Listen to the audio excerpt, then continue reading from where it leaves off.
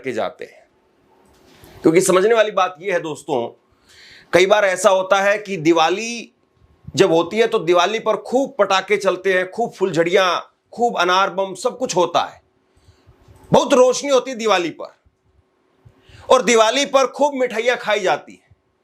लेकिन क्या दिवाली के अगले दिन ऐसा तो नहीं हो जाएगा कि सन्नाटा पसर जाए और दिवाली के अगले दिन रोटी के भी लाले पड़ जाए? तो कहीं 34 सेकंड के वीडियो ने प्रधानमंत्री नरेंद्र मोदी जी के पूरी तरह से होश उड़ा दिए हैं। ये 34 सेकंड का वीडियो इस वक्त सोशल मीडिया पर बहुत तेजी से वायरल होता हुआ नजर आ रहा है। भाजपा के अंदर ये वीडियो देखने के बाद हलचल और खलबली और ज्यादा बढ़ चुकी है।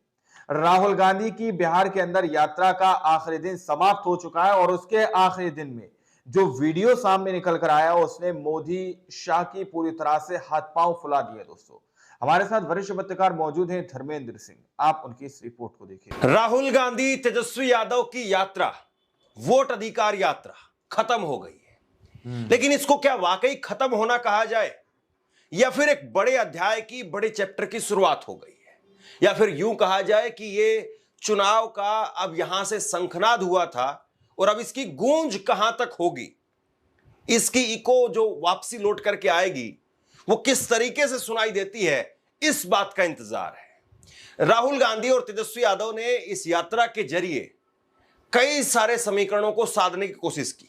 कई ऐसे मुद्दे थे जिसकी गूंज वो अब बिहार में सुनने के लिए लोग बेकरार हैं कि जमीन पर अब इसको लेकर के किस तरीके का रिएक्शन निकल करके सामने आता है। क्या वाकई राहुल गांधी तेजस्वी यादव की यात्रा अब खत्म होने के बाद में जो एक बड़ा इंतजार है, हालांकि राहुल गांधी ने कहा कि हाइड्रोजन बम लेकर के आएंगे, जाहिर सी बात है वो कुछ ना कुछ खुलासा करेंगे। अब वो खुलासा बिहार को लेकर के होगा, एसआईआर को लेकर के होगा, एसआईआर में कथित तौर पर जो गड़बड़ियां, धांधलियां निकल करके सामने आई है उसको लेकर के होगा, या फिर नए सिरे से वो किसी राज्य को लेकर के मोर्चा खोलेंगे। सवाल और इंतजार इस बात का है, लेकिन उसके साथ साथ सवाल इस बात का भी है कि क्या इतना सब कुछ कर पाने के बाद में नीतीश कुमार को कुर्सी से हटाया जाएगा, या नीतीश कुमार ज्यों के त्यों बने रहेंगे, या फिर इस यात्रा ने वाकई नीतीश कुमार की उल्टी गिनती शुरू कर दी है? सवाल इस बात का भी है। राहुल और तेजस्वी जिस तरीके से नजर आए इस यात्रा में, करीब 14-15 दिनों की जो यह यात्रा चली, 17 अगस्त से यात्रा की शुरुआत हुई थी और कल 1 सितंबर को यात्रा का समापन हो गया। लेकिन इससे पहले राहुल गांधी और तेजस्वी यादव की अगर आप मेन स्ट्रीम मीडिया से लेकर के सोशल मीडिया, गूगल पर अगर आप तस्वीरें देखेंगे तो बहुत गिनी चुनी तस्वीरें थी जो राहुल और तेजस्वी की एक साथ थी। लेकिन इस यात्रा ने न केवल तस्वीरों के जरिए राहुल और तेजस्वी को लोगों के बीच में दिखाया, बल्कि राहुल और तेजस्वी की जबरदस्त बॉन्डिंग भी देखने को मिली। अब इस यात्रा के बाद में सबसे बड़ा सवाल, इस यात्रा के बाद में सबसे बड़ा सवाल यह है कि चाहे राहुल गांधी के कार्यकर्ता हों, चाहे तेजस्वी यादव के कार्यकर्ता हों, चाहे लेफ्ट पार्टी के, चाहे मुकेश साहनी के, सबसे बड़ा सवाल यह है कि अब इस मुद्दे को, इस जोश को, इस खरोश को, इस करंट को वो कैसे जमीन पर लेकर के जाते हैं। क्योंकि समझने वाली बात यह है दोस्तों, कई बार ऐसा होता है कि दिवाली जब होती है तो दिवाली पर खूब पटाखे चलते हैं, खूब फुलझड़ियां, खूब अनार बम, सब कुछ होता है, बहुत रोशनी होती है दिवाली पर, और दिवाली पर खूब मिठाइयां खाई जाती हैं।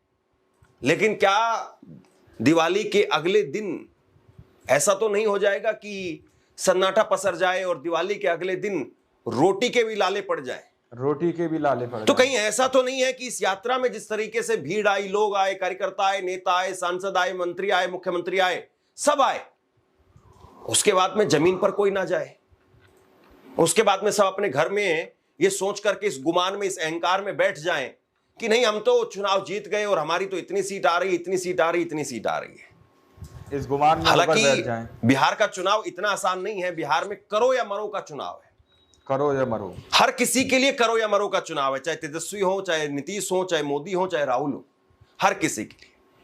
अब इस चीज को कितना लोगों के बीच में ले जाया जाता है, इस मुद्दे को किस तरीके से ले जाया जाता है, क्योंकि स्थानीय नेताओं की बार बार ये शिकायत रहती थी कि मोदी और अमित शाह बहुत रैलियां करते हैं, बीजेपी आरएसएस वो चुनाव जीतने की मशीन है, और दूसरी तरफ हमारे नेता हैं जो सोए रहते हैं, हमारे नेता हैं जो आते ही नहीं हैं। यानी शीर्ष नेतृत्व के बारे में स्थानीय स्तर के नेता शिकायत करते थे, और कई बार ये शिकायतें हमसे भी हुई है।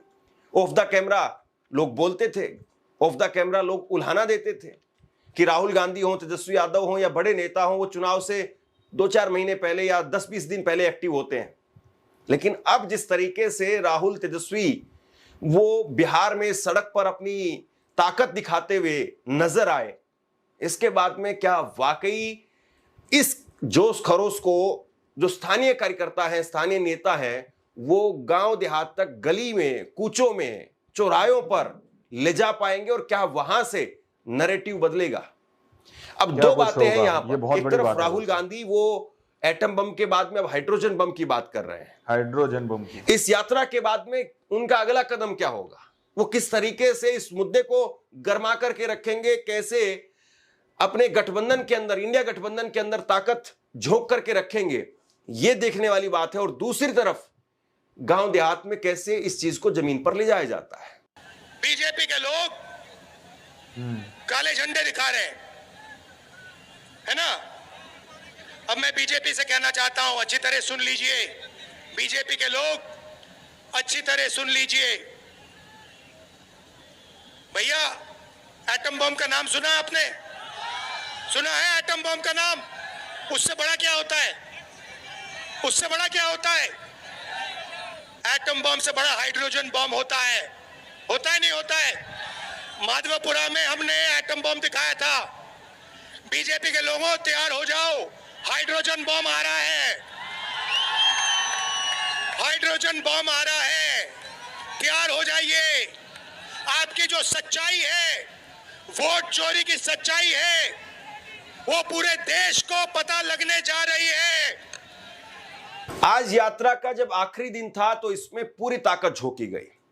इसमें शरद पवार गुट के नेता भी पहुंचे, मुंबई से भी नेता आए, महाराष्ट्र से जो नेता आते हैं, फिर हेमंत सोरेन झारखंड से वो पहुंचे, अखिलेश यादव इस यात्रा में पहुंचे थे, एमके स्टालिन वो इस यात्रा में पहुंचे थे। यानी हर जगह से नेता आए, बड़े नेता आए, इंडिया गठबंधन के नेता वो इस यात्रा के लिए जुटे।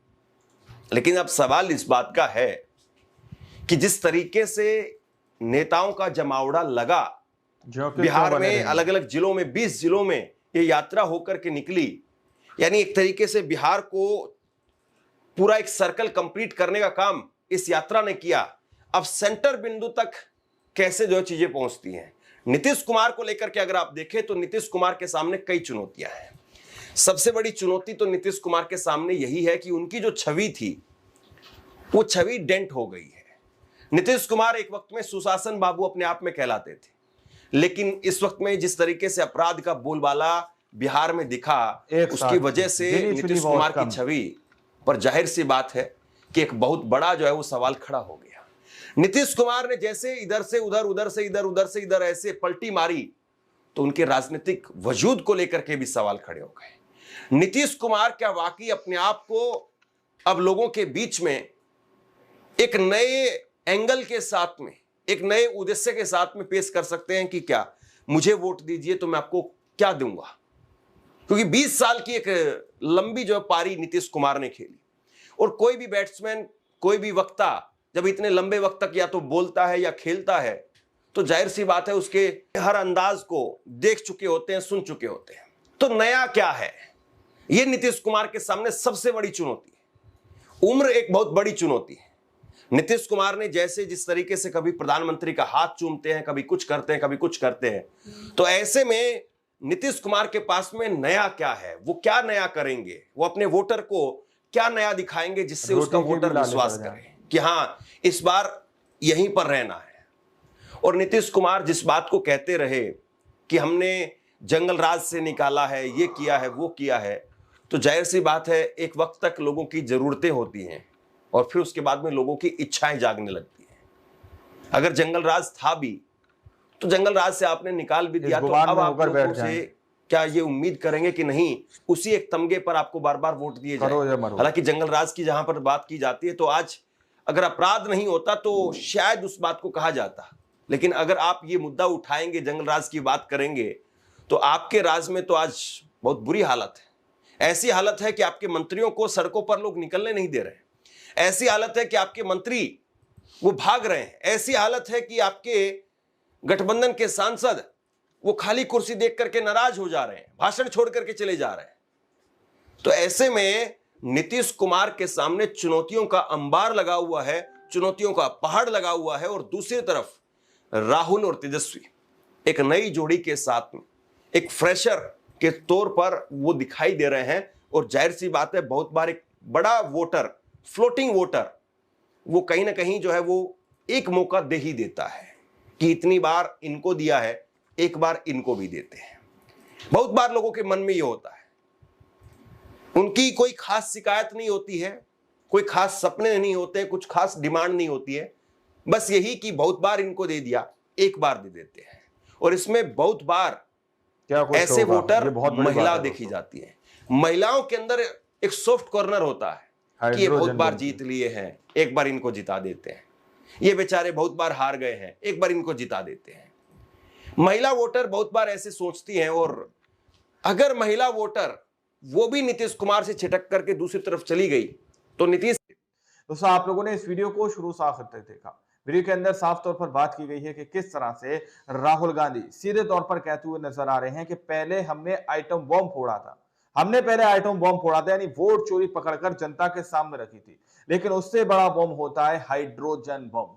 अब हम हाइड्रोजन बम फोड़ेंगे और उस बम के फूटने के बाद प्रधानमंत्री नरेंद्र मोदी जी कहीं भी चेहरा दिखाने के लायक नहीं बचेंगे।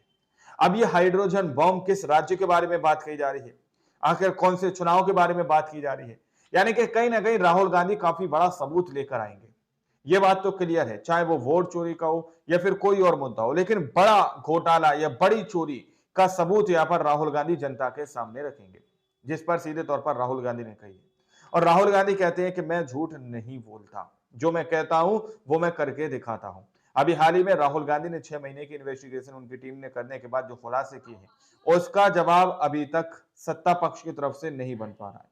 ना ही वोट चोरी के जो सबूत दिए गए उसका सबूत सामने निकल कर आए हैं कि भाई तुमने वोट चोरी नहीं की, किसी भी तरीके का सबूत दीजिए।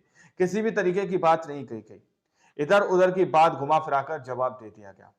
अब सीधे तौर पर ये 34 सेकंड का वीडियो राहुल गांधी का, जिसमें वो हाइड्रोजन बम फोड़ने की बात कर रहे हैं, वो वीडियो वायरल होता हुआ नजर आ रहा है।